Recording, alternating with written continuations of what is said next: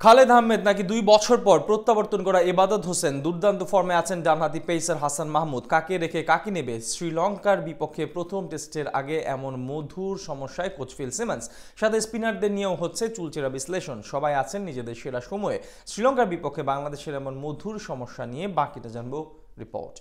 দেশের হয়ে সাদা পোশাকে শেষবার মাঠে নামা হয়েছিল 2023 সালে আফগানিস্তানের বিপক্ষে।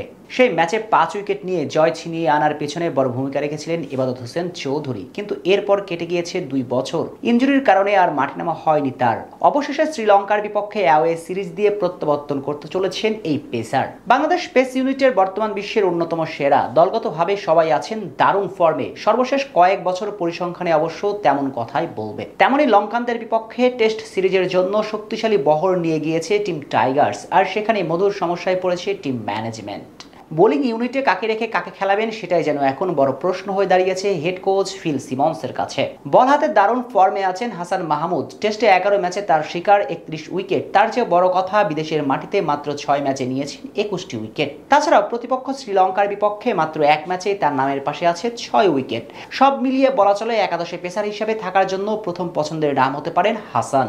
তবে একাদশে বাকি দুজন নিয়ে কিছুটা দ্বিধায় পড়তে হবে টিম ম্যানেজমেন্টকে। বর্তমান দলের অন্যতম বড় নাম নাহিদ রানা। 22 বছর বয়সী এই ফাস্ট বোলার 7 ম্যাচে নিয়েছেন 23টি উইকেট, যেখান থেকে 14টি উইকেট দেশের বাইরে। লঙ্কানদের গতি দিয়ে কাবু করতে চাইলে একাদশে প্রথম পছন্দের নামটা হতে পারে নাহিদ রানার। তাই তাকে নিয়েও হচ্ছে চুলচেরা বিশ্লেষণ। তার ওপর নাহিদের এগিয়ে থাকার কারণ হলো লঙ্কানদের বিপক্ষে তার পারফরমেন্স। তাদের সাথে দলের বাকি 2 পেসার হলেন খালেদ আহমেদ এবং ইবাদত হোসেন চৌধুরী। সাদা পোশাকে বোলার হিসেবে বর্তমানে দলের সবচেয়ে ধারাবাহিক পারফর্মার খালেদ আহমেদ। শেষ কয়েকটি ম্যাচেও করেছেন দুর্দান্ত বোলিং। জোরে বল করার পাশাপাশি লাইন লেন্থের দিক থেকে এগিয়ে থাকবেন তিনি। বিশেষ করে পুরনো বলেও খালেদ কার্যকারিতা আলাদাভাবে বিবেচনায় আনবে তার নাম। অন্যদিকে দীর্ঘদিন পর দলে ফেরা ইবাদত হোসেনও আছেন ফর্মের তুঙ্গে। দেশের মাঠে প্রস্তুতি ম্যাচে অগ্নিঝরা বোলিং করে প্রশংসা কুড়িয়েছেন কোচদের কাছ থেকে। টাইগার এই দীর্ঘদেহী পেসারা হতে পারেন লঙ্কানদের বিপক্ষে বাজির ঘোড়া। সব মিলিয়ে বলা চলে একাদশে 3 পেসার নিলে বড় সমস্যায় পড়তে হবে টাইগার কোচকে, কেননা স্কোয়াডে থাকা 4 জনই আছেন দারুণ ছন্দে।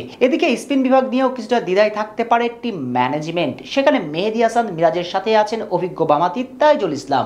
এই দুজনের সাথে নিউজিল্যান্ড এ দলের বিপক্ষে শেষ 2 ম্যাচে 8 উইকেট নিয়ে মোহাম্মদ নাইম হাসান। এছাড়াও দীর্ঘদিন ধরে জাতীয় দলের স্কোয়াডে থাকলেও সুযোগের অপেক্ষায় আছেন বামাতি হাসান মুরাদ। তেমনি লঙ্কানদের বিপক্ষে টেস্ট সিরিজের জন্য শক্তিশালী বহর নিয়ে গিয়েছে টিম টাইগার্স। আর সেখানে মধুর সমস্যায় পড়েছে টিম ম্যানেজমেন্ট। বোলিং ইউনিটে কাকে রেখে কাকে খেলাবেন সেটাই যেন এখন বড় প্রশ্ন হয়ে দাঁড়িয়েছে হেড কোচ ফিল সিমন্সের কাছে। বল হাতে দারুণ ফর্মে আছেন হাসান মাহমুদ। টেস্টে 11 ম্যাচে তার শিকার 31 উইকেট। তার চেয়ে বড় কথা, বিদেশের মাটিতে মাত্র 6 ম্যাচে নিয়েছেন 21টি উইকেট।